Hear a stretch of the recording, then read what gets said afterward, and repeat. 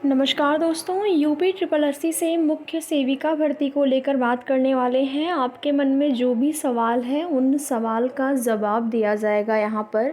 जैसा कि सबसे बड़ा सवाल अभ्यर्थियों के मन में जब से स्टे भर्ती से हटा है, वो रिज़ल्ट से भी ज़्यादा जो उनके मन में बार बार चीज़ें जो प्रश्न उठ रहे हैं वो ये हैं कि नॉर्मलाइजेशन इस भर्ती में होगा कि नहीं। तो इसी विषय पर चर्चा करेंगे। वीडियो में लास्ट तक बने रहें। एक छोटा सा निवेदन आप सभी से, अगर चैनल पर नए हैं तो चैनल को सब्सक्राइब करके, वीडियो पसंद आए तो लाइक शेयर भी ज़रूर करें।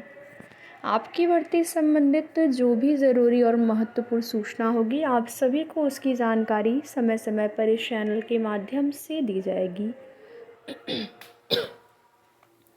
और इसी क्रम में जो जानकारी आपकी भर्ती संबंधित यहाँ पर दी जा रही है, वो जानकारी ऐसी है जिसके बारे में अगर आप खुद सोचेंगे तो वो चीज़ें आपको बिल्कुल स्पष्ट हो जाएंगी।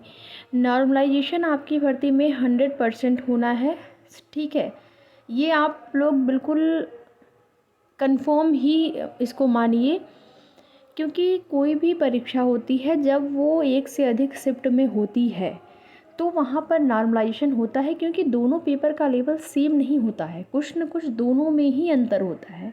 जैसे कुछ अभ्यर्थी कहेंगे फर्स्ट शिफ्ट टफ था, कुछ अभ्यर्थी कहेंगे सेकंड शिफ्ट टफ था, कुछ अभ्यर्थी कहेंगे फर्स्ट शिफ्ट इजी था, कुछ अभ्यर्थी कहेंगे सेकंड शिफ्ट इजी था।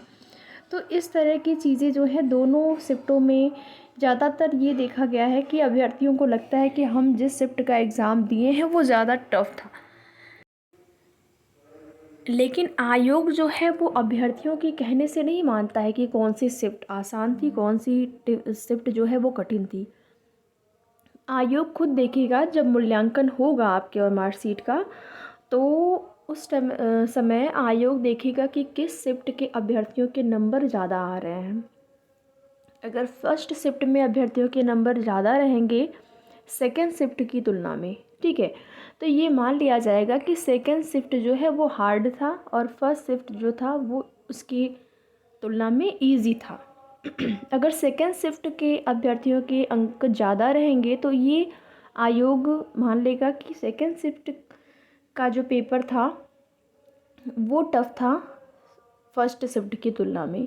तो इन चीज़ों को देखिए, आयोग भी नहीं बताते हैं कि हम किस शिफ्ट को आधार बना रहे हैं, किस शिफ्ट में अभ्यर्थियों के नंबर घटेंगे, किस शिफ्ट में अभ्यर्थियों के नंबर बढ़ेंगे। आयोग ये चीज़ें क्लियर नहीं करता है और यही सबसे बड़ी प्रॉब्लम है कि आप देखेंगे यूपीपीएससी से होने वाली पीसीएस सबसे प्रतिष्ठित परीक्षा और साथ ही साथ प्रदेश की सबसे प्रतिष्ठित परीक्षा पीसीएस के साथ ही साथ आरओ एआरओ 2 दिन में होने को लेकर अभ्यर्थियों ने विरोध प्रदर्शन किया। फाइनली पीसीएस परीक्षा को लेकर अभ्यर्थियों की जीत हुई, लेकिन आरओ एआरओ पर अभी भी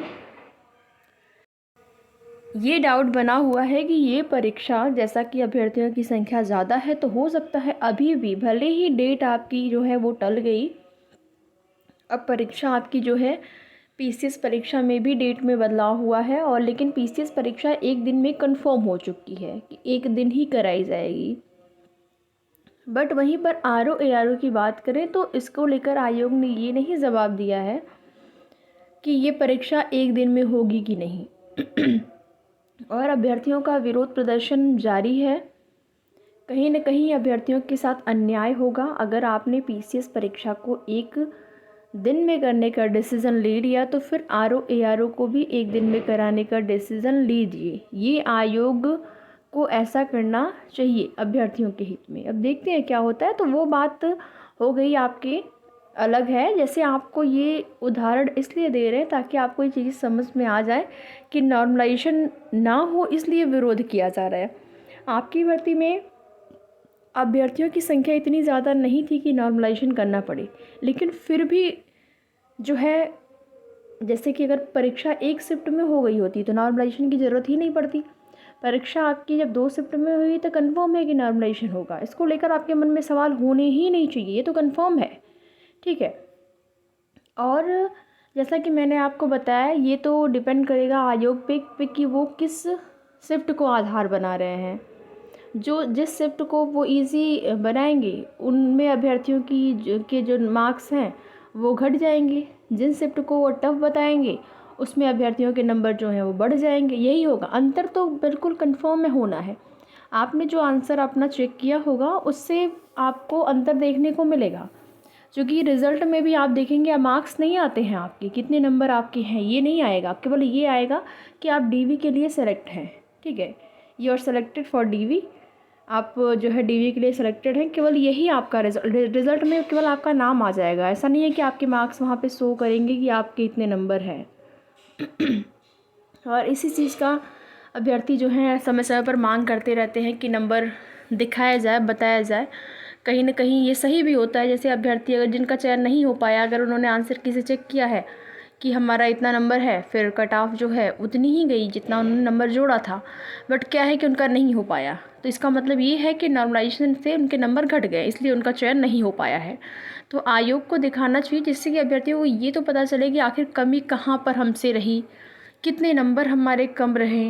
हाँ, ये सारी चीज़ें क्योंकि कुछ अभ्यर्थी बिल्कुल बॉर्डर लाइन पे रहते हैं, तो उनको पता तो चलेगा कि हम कितने नंबर से रह गए हैं, कितने नंबर से हमारा जो है कट ऑफ में नहीं हम आ पाए हैं।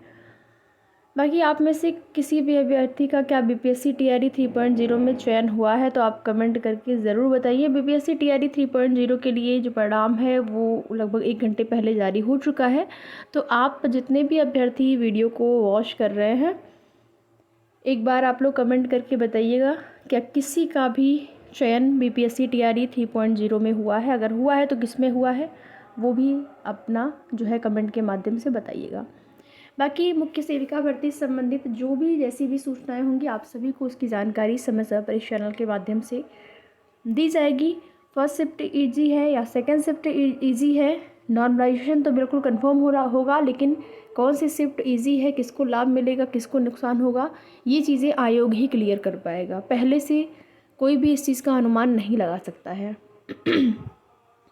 सॉरी, थोड़ी सी गले में प्रॉब्लम, इस वजह से क्या है कि यहाँ पर आपका जो रिज़ल्ट है, रिज़ल्ट को लेकर क्या आपका रिज़ल्ट 5 दिसंबर से पहले आ जाएगा, जैसा कि जो सुनवाई है आपकी होने वाली है।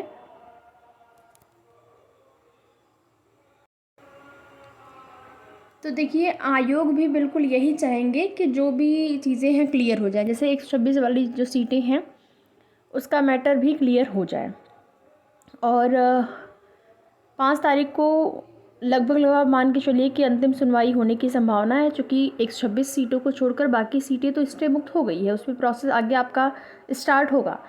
लेकिन थोड़ा सा ये चीज़ें जो है 5 दिसंबर से पहले रिज़ल्ट आ जाएगा, इसको लेकर आप जो है बिल्कुल कंफर्म नहीं होइएगा, क्योंकि आयोग भी चाहेगा कि सीटों को लेकर जो भी चीज़ें हैं, 126 सीटों पर अभी भी स्टे लगा है, तो आयोग भी चाहे तो वो स्टे एकदम से हट जाए, 126 सीटें भी या तो मिल जाए, या फिर उन सीटों पर अगर ये लोग कुछ ऐसा निर्णय आता है कि संविदा कर्मी बहनों को वो सीटें दे दी जाएंगी तो वो भी निर्णय, यानी जो निर्णय होना है वो हो जाए, उसके बाद हम रिज़ल्ट जारी करें। आयोग की भी यही मंशा होगी।